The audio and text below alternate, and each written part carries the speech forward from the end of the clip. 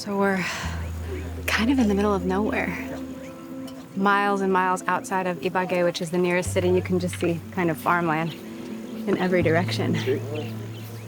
It's incredible that this is the site of the biggest Netflix production ever in Latin America.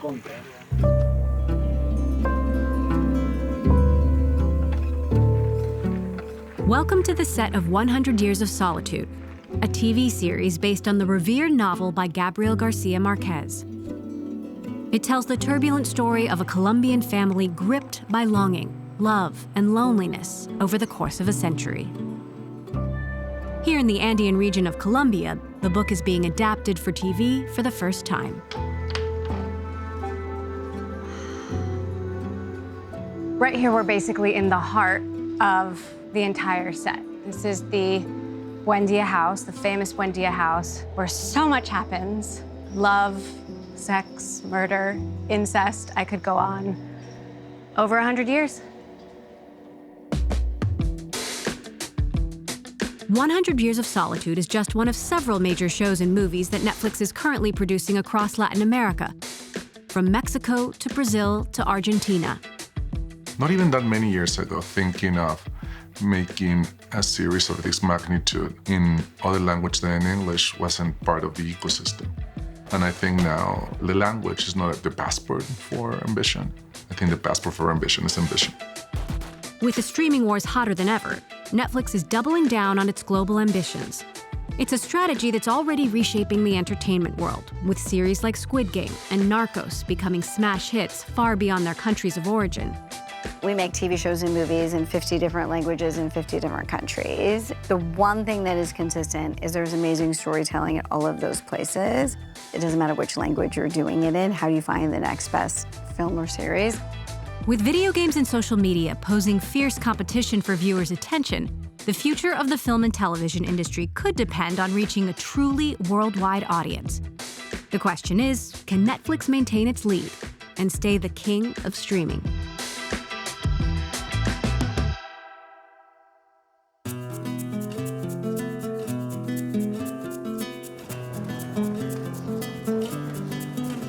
We've been here for just a few hours, and I love it here.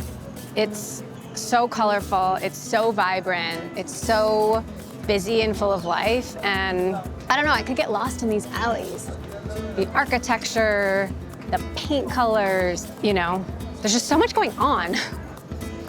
And the food is good too. Super salty. Oh, thank you. It's good. This place is basically the starting point for Netflix's global expansion. Latin America is the first region they branched out to outside the United States. And when you think about Netflix, you just think they're trying to crank out these global hits.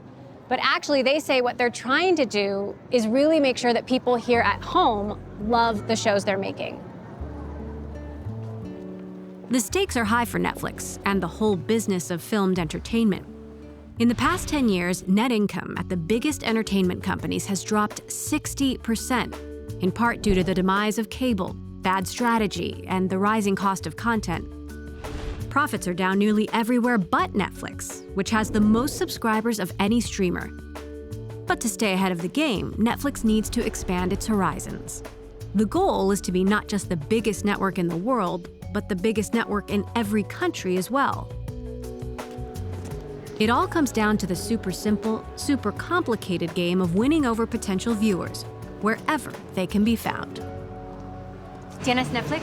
Sí, tengo Netflix. Sí, tengo Netflix. Yes, I have Netflix. En la actualidad, no. ¿Qué te gusta ver en Netflix? Documentales, programas de mis hijos. Por ejemplo, Fórmula 1. Elite, Heartstopper, and also things with my brothers, like anime. What about Squid Game? Did you see Squid Game? Sí, buenísima. Sí. Did you like it? No. No! A little bit violent, but I do like it. Did you watch Narcos? No. No. ¿Por qué? Porque no me gustan ese tipo de series que reflejan pues una realidad que ya pasó de Colombia. No todos somos productores o consumidores de cocaína. Have you heard Netflix is making a show about 100 Years of Solitude? Sí, por ahí escuché unos rumores. Sí, me encantaría. Creo que es algo que nos va a representar muy bien. Sí, me gusta. Es uno de nuestros representantes de Colombia, un Nobel que tenemos, nuestro primer Nobel, entonces por supuesto que lo miremos. What would convince you to buy Netflix or pay for it? Me convencería que hubieran más cosas colombianas, cosas que hablen, sí, acerca de la naturaleza, de ciencia, y que no sea de afuera, sino también de acá, de Colombia. Clearly, Netflix has a foothold here. But that's not enough. The company wants to win the hearts and minds of Latin America's TV watchers. With almost 700 million people in the region, the opportunity is huge. To seize that opportunity, Netflix has hired executives who have a finger on the pulse of local tastes. People like Paco. Hi. Hello. How are you? It's so good to meet you. Welcome. Francisco Ramos, who goes by Paco, oversees Netflix's projects across Latin America. Originally from Mexico, he worked as a TV producer and executive in Spain for many years before returning to his home country. We met at a special spot in Mexico City, the former home of 100 Years of Solitude author Gabo himself. So this is where Gabo lived? Gabo lived here with his 2 kids, his grandkids. So he died here as well? Yes. It's so beautiful. So this is his desk. He wrote at this desk? Yeah. And it's the old computer. The storytelling gods must have smiled on us because we happened to be here on the same day as Gabo's sons, Gonzalo and Rodrigo. So how do you think he would feel about 100 Years of Solitude being turned into a He'd probably television show? not like the idea, but Well, he was torn, though. Sometimes he would say, if we could do it in 100 hours and in Spanish in Colombia.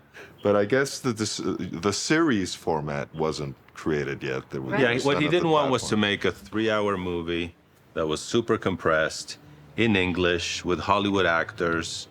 That was not his plan. The fact that it's made in Spanish, the fact that it's made in Colombia, those were also. Those are big things. But mostly, our conscience is clear because he always said, when I'm not here, do whatever you want. So that has freed us. Latin America was the first region that Netflix expanded to back in 2011. Bring us back to that time and what's changed, what's evolved since. There was really a clear understanding back then that Latin America has such passion for television, very high penetration in cable. So it was a very interesting market for them to approach. And also there is a very high consumption and love in Latin America for American content. So it's like the #1 region in the world for big American movies has been historically Latin America. We started with original content in Latin America, including what was our first series, 3%, our second series. And I think it was a very, very successful beginning, which led to the rollout in the rest of the world thereafter. Narcos, released in 2015, became a breakout hit, raising the profile of Netflix's Latin American content. The high-octane crime drama was red meat for the streamer's North American customer base. This new slate of Latin American projects is different, doubling down on local appeal and deep cultural roots. In Mexico, there's Pedro Páramo, an adaptation of one of the country's most famous novels.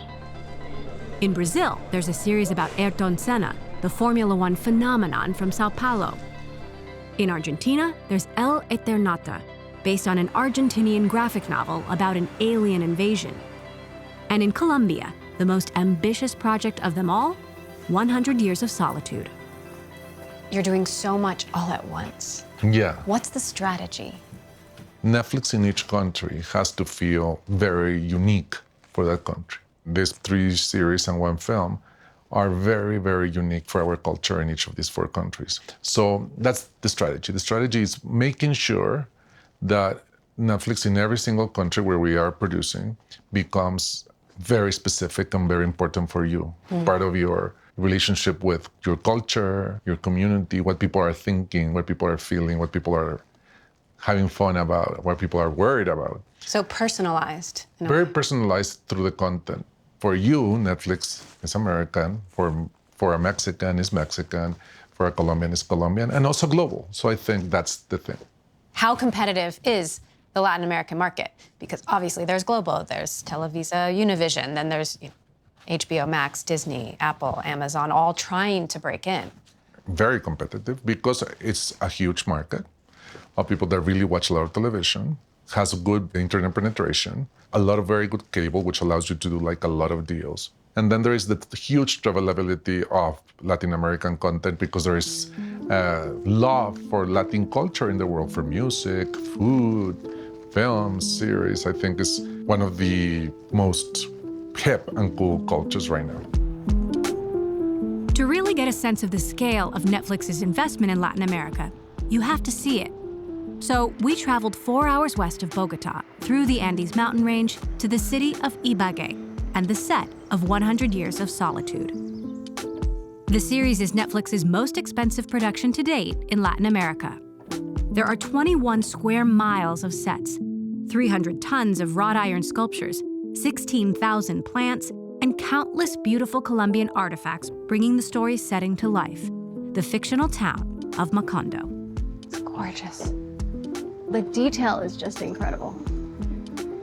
Todo lo que es cosas de barro, de cestería, cosas tejidas y tal, los mandamos a hacer con muchos grupos ahí en todo Colombia también, ¿no? Con grupos indígenas, con pueblos, o sea, hemos llegado a todo el país. Barbara Enriquez is the series' production designer. She was nominated for an Oscar in 2019 for Roma, the prestige Spanish-language production that won Netflix multiple awards. So you built this entire town from scratch? Yes. Hemos hecho 3 Macondos. Empezó siendo un pueblo muy pequeño a las orillas de un río. Después tuvimos otro backlot más o menos como este, un poco más pequeño, que está aquí mismo. Y ahora este es el último Macondo. O sea, hemos construido 3 pueblos en diferentes etapas. So how hard is it to show the passage of 100 years of time? Por eso construimos 3 Macondos, porque necesitábamos ver físicamente el crecimiento, el paso del tiempo. Cambiamos las formas de arquitectura, cambiamos techos, cambiamos materiales, o sea, tenemos que ver cómo va evolucionando. How hard was this to do? Muy. Pues bueno, digo, ahora ustedes lo están sintiendo, o sea, hace mucho calor, o sea, estamos en un sitio que pues tiene cierta hostilidad, ¿no? Por la temperatura y por dónde estamos, y estamos lejos, todos estamos lejos de nuestras casas. You built this with almost all Colombian workers, right? Sí, 99% de gente colombiana, sí. How many pairs of hands built this place? En el momento en que más gente hubo construyendo este pueblo fueron 450 personas. El equipo que tengo de arte de este proyecto es quizás el mejor equipo de arte que he tenido en mi vida. Es una experiencia increíble trabajar en Colombia y trabajar con gente colombiana, y todos están haciendo posible que este monstruo, porque este es uno de los sets más grandes que se han construido en Latinoamérica. Falsearlo de que cuando veníamos por acá, cuando llegamos. One of the series directors is Alex Garcia Lopez, an Argentinian filmmaker who's directed episodes of other Netflix originals like Daredevil and The Witcher. Do you think Colombians will love this show? Oof, what a question. I hope so. I hope so because I think it's going to be very important for the world to see a story that comes out of Colombia that is not to do with narcos and drug dealers and smugglers and violence and all the sort of cliche stories that you see coming out, not just from Colombia, but from Latin America. And yes, to tell a story that's very violent and vivid about not only Colombian history, but also Latin American sort of history, but in a much more entertaining way. What are your feelings about how streaming has changed the TV making, movie making industry? I think for the better. What Netflix has done prior to the other streamers, they've really opened up the world to world content, right? Before it was always mostly American and British exports to the world. And I think what Netflix has proven this last 5-10 years is that people want to see Korean stories, Israeli stories, you know, stories from Colombia, from Iceland, from wherever. And I think, especially now, there's so much content out there, right? Movies and TV series. I think now more than ever, the world where the story takes part in needs to be new, needs to be different, needs to be something that you've never seen before. So what scene are you doing now? We're doing a scene where the Coronel Buendia is at a camp, at his campsite, and he basically gets a vision. It's one of many scenes in the book that's suffused with the style known as magical realism, supernatural touches in an otherwise realistic story. Here, a character has a ghostly vision, and a rain of beautiful flowers falls from the sky. So Alex and Barbara were just going through the orange flowers, and it looks like they were looking for the perfect orange flower for him to hold in his hand, the character in the scene, and it's a really pivotal scene in the book. And obviously you have to have the perfect flower.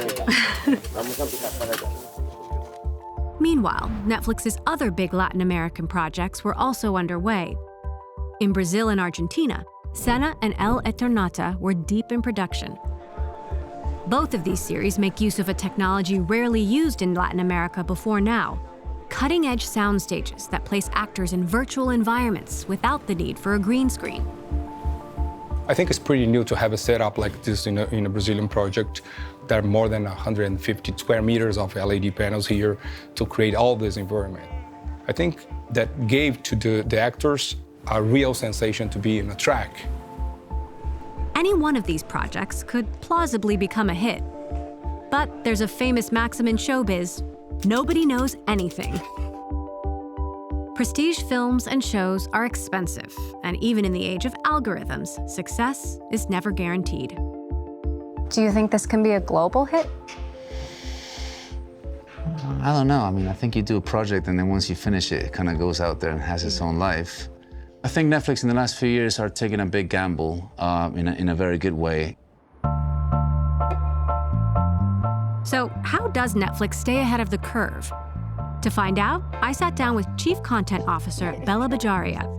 She was the first woman of color to lead a major TV studio, Universal Television, before joining Netflix in 2016, where she's pushed to expand the company's international reach by ramping up production of Netflix originals all over the world. When I moved to the US, I really didn't understand American culture. And at that point, I had a British accent. And so I watched a lot of TV and film, one, to lose the accent, and two, to really try to understand American culture. And so the power of seeing yourself or not ever seeing yourself, right, is a really personal thing for me. To be able to watch The Crown and scroll right over and watch The Glory, from Korea, or watch Lupin from France is all there, and providing that kind of access. For me, kind of personally and professionally, it feels very full circle. You're in charge of content. That's a huge job. Huge job. How do you decide what millions of people around the world want to watch? It really starts with a writer walks in the door. They pitch something, and it's the gut and judgment and intuition of creative executives who just, there's something special in that tone. There's something really specific in that voice. The audience will love it. It's bold, it's original, it's fresh. You just feel something. And that's really how you decide. Like, there's no other way. It's definitely art, not science, but there's no other way than just that human connection of listening to a story. Well, that's interesting because I think so many people think because of technology, because of algorithms, there is a lot of science to it. So how much is it an algorithm versus intuition? There's not an algorithm in the world that would say, you should really make a show about road rage that turns into really a show about human connection and loneliness, like Beef actually really explored. Or, you should really make a period show about a woman playing chess. There's no way that anybody could say, that's the formula. Your strategy has been pretty unique for a US-based streamer. Why is Netflix going so much more global than your competitors? I have had, lots of jobs in Hollywood and linear networks and studios. And I think there was a really domestic focus, and then you sell later or after the fact, right? You can sell your title internationally. We're a global service, and we're in 190 countries. So we were always going to do storytelling, locally in that way. So that's always just been a big part of our business. And 2/3 of our members are outside of the US. Right. Well, that was my next question. Yeah. Is it paying off? Yes. But I'd say it's also understanding that people in different countries, it's also the investment in local storytelling, right? To spend time in those places, not have a Western lens on what that is, and understand each, local kind of creative ecosystem, and so be close to the storytelling. Latin America is the first place Netflix started making originals a decade ago. What's different today? Latin America has had a rich history of storytelling, so many great movies and TV shows, and there's great creative ecosystem there. And what's been great is just to see it continue to grow and to continue to expand the variety and quality of what we do. And that means local creative executives and local production executives, and really having people on the ground who speak the language, who come from the culture, and to really work locally in that community. And that's, taking time to build and grow and have that, maturity in that market that way for us. And I think taking these big swings and having these ambitious, productions and really being able to expand that kind of storytelling is really exciting. When it comes to global ambition, Netflix is clearly ahead of the competition. But Hollywood is still the center of the entertainment world. American-made content gets the most views by far on Netflix, despite the thousands of hours of international content on the platform. So, pouring millions of dollars into global originals is a risk, and of course, an opportunity, which gives executives like Paco a lot of power to shape the company's future by deciding which risks are worth taking. Alex, one of the directors, told us he thinks Netflix is taking a big gamble in Latin America. How big a gamble do you think you're taking? Alex and I, who have now become very close friends, thinks I'm very crazy. But yes, we're taking a big gamble in Latin America for sure. And I also think that we have to do it. I tell my team, we have to be at the forefront of storytelling, at the forefront of understanding our countries. I don't want to be in a position because we're doing well and we're so successful and our program is working that we are just caught doing the same forever. So I think it's going to pay off. What does Macondo mean to both of you? Good luck. It's a constant reference. It's something that we've heard from, even when we didn't know we didn't know how to read, we didn't know anything. It's the sound that's been in the house forever. It's just grown and grown and grown, and everybody has their own idea of Macondo in their head. That's the big challenge of this project, trying to show the world something that they already have an image of in their brains. Are you nervous about it or are you excited? No, never been nervous about it. We'll just watch it. We're binge watchers. We'll see it as public, I guess, mostly. We'll hope. Paco's going to give you a special cut, right? We'll send our complaints to Paco. Exactly. And he can deal with them.